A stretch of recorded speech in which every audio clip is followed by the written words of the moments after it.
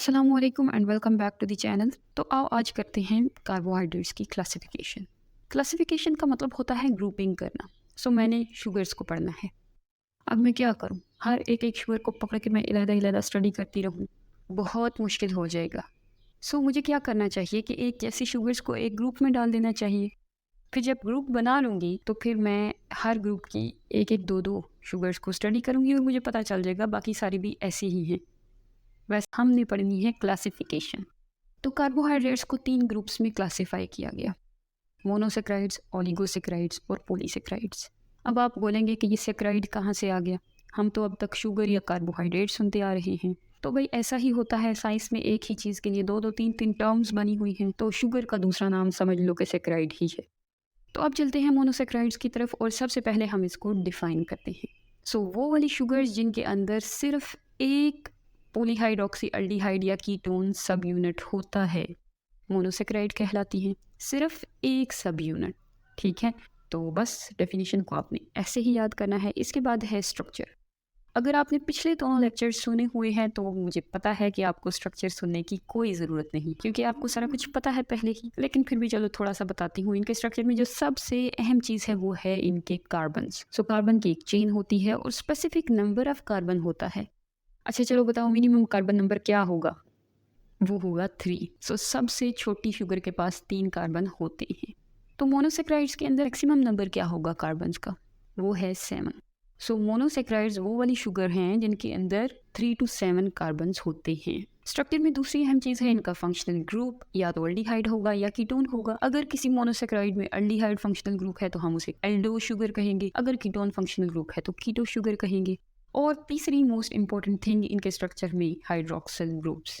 हर carbon के पास hydroxyl group होता है सिवाय उस कार्बन के जिसके पास फंक्शनल ग्रुप है, except one having functional group. इसके नीचे आपने स्ट्रक्चर फार्मूला ड्रॉ करके दिखाना है। पिछले लेक्चर मैंने आपको बहुत ही आसान ट्रिक्स और स्टेप्स के साथ फार्मूलाज बनाना सिखाए हैं, उधर से सीख के यहाँ पे ड्रॉ करना है। आगे चलते हैं और इनकी नेमिंग को देखते हैं। मोनोसेक्राइड्स को नाम दिए गए उनके कार्बन नंबर की बुनियाद पे। अगर किसी के पास 3 कार्बन्स हैं तो हम उसे ट्रायोज कहते हैं, 4 कार्बन हैं तो टेट्रोज कहते हैं। ये वाली गिनती आपने कभी ना कभी ज़रूर सीखी या सुनी होगी, ट्राई, टेट्रा, पेंटा, हेक्सा, हेप्टा, कुछ इस तरह की होती है। ओज ओज उनके एंड पे लगा के हमने नाम बना लिए, इनको आपने मेमोराइज कर लेना है। इसके बाद है मोनोसेक्राइड्स की कुछ एग्जाम्पल। अगर आप अपनी बुक में ये वाला टॉपिक देखें तो उसकी तरतीब बहुत डिफरेंट है और मुझे काफ़ी कंफ्यूजिंग लगती थी। मैंने इसीलिए छोटी छोटी हेडिंग्स बना दी और इस तरह से मैंने एग्जाम्पल को भी एक हेडिंग में डाल दिया। तो आपकी अपनी मर्ज़ी है, आप बुक वाली तरतीब करें या ये वाली करें, जो आपको आसान लगे। खैर एग्जाम्पल्स में हम देखते हैं, 2 ट्रायोजेस के नाम हम याद करते हैं। ट्रायोजेस कौन सी शुगर हैं? 3 कार्बन वाली। तो उनमें एक एल्डो होगी, एक कीटो होगी। तो एल्डिहाइड वाली का नाम है ग्लाइसरल्डिहाइड और कीटोन वाली का नाम है डाईहाइड्रोक्सी एसीटोन। डाईहाइड्रोक्सी एसीटोन तो बिल्कुल इसके स्ट्रक्चर की बुनियाद पे नाम दिया गया है ना। डाईहाइड्रोक्सी मतलब 2 हाइड्रोक्सिलाइंस हैं और एसीटोन का मतलब कीटोन फंक्शनल ग्रुप है, ठीक है। तो आपने इनके फार्मूलाज भी ड्रॉ करने हैं।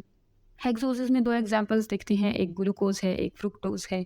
ग्लूकोज जो है वो अल्डिहाइड वाली है, फ्रुक्टोज कीटोन वाली है, और इनके भी आपने फार्मूलाज ड्रॉ कर लेने हैं उन्हीं स्टेप्स और ट्रिक्स को यूज़ करते हुए। आप देखते हैं कि ये मोनोसेक्राइड्स हमें कहाँ पे मिलेंगी।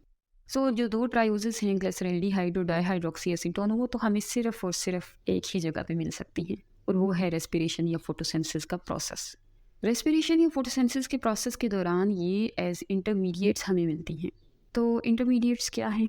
तो चलो इसके बारे में बताती हूँ। अब फ़र्ज़ करें कि फोटोसिंथेसिस का प्रोसेस हो रहा है, तो ऐसा तो कभी भी नहीं होता कि एक ही स्टेप में वाटर और कार्बन डाइऑक्साइड मिले और साथ ही ग्लूकोज बन गया।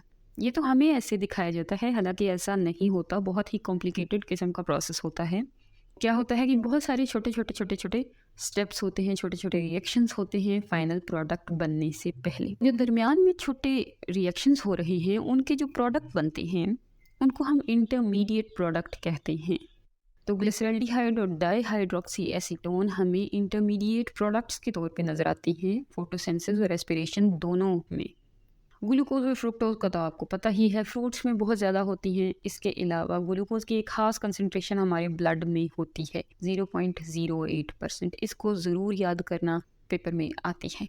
वैसे अगर इस कंसंट्रेशन से थोड़ी बहुत भी ऊपर नीचे हो जाए हमारे ब्लड में तो फिर बहुत सारे मसाइल होते हैं। इसके अलावा एक बात लिखी हुई है कि ये पॉलीसेक्राइड्स के अंदर भी हमें मिलते हैं। मोनोसेक्राइड्स पॉलीसेक्राइड्स के अंदर होते हैं। ये वाली बात थोड़ी सी भी आपको कंफ्यूजिंग लगेगी, लेकिन आगे चलेंगे तो मैं आपको इसको समझाऊंगी। अभी आओ देखते हैं कि ये मोनोसेक्राइड्स बनती कहाँ से है, ये कहाँ से नाजिल हो गई हैं। तो जनाब ये बनती हैं प्लांट्स के अंदर फोटोसिंथेसिस के दौरान। सिर्फ ग्लूकोज नहीं बनती फोटोसिंथेसिस के दौरान, और भी कुछ मोनोसेक्राइड्स बनती हैं। अब आपने फोटोसिंथेसिस का रिएक्शन वो इक्वेशन लिखनी है जो आप बचपन से याद कर रहे हैं, और फिर ये बताना है कि सिर्फ 10 ग्राम ग्लूकोज बनाने के लिए 717 किलो कैलोरी सोलर एनर्जी इस्तेमाल हुई है। अब बिग अमाउंट। आगे चलते हैं और हमारी आखिरी हेडिंग है और वो है फिजिकल प्रॉपर्टीज़ की। तो जनाब मोनोसेक्राइड्स बहुत स्वीट होते हैं। हाँ, आप ग्लूकोज खा के देख लो, आपको पता चल जाएगा कि ये मीठे होते हैं। अगली इनकी फिजिकल प्रॉपर्टी ये है कि ये सॉल्युबल होते हैं। तो क्या है कि मोनोसेक्राइड्स बहुत छोटे छोटे होते हैं और बड़ा ही इनका सिंपल सा स्ट्रक्चर है, सो इसलिए ये आसानी से पानी के डिज़ोल्व हो जाते हैं। और बस मेरा ख्याल है मोनोसेक्राइड्स के बारे में इतना ही है। नहीं, अभी इतना नहीं है, एक और छोटा सा हेडिंग आपने बनानी है और वो है रिंग्ड स्ट्रक्चर। जब भी मोनोसेक्राइड्स सॉल्यूशंस में होते हैं तो वो लीनियर स्ट्रक्चर की बजाय रिंग्ड स्ट्रक्चर बना लेते हैं।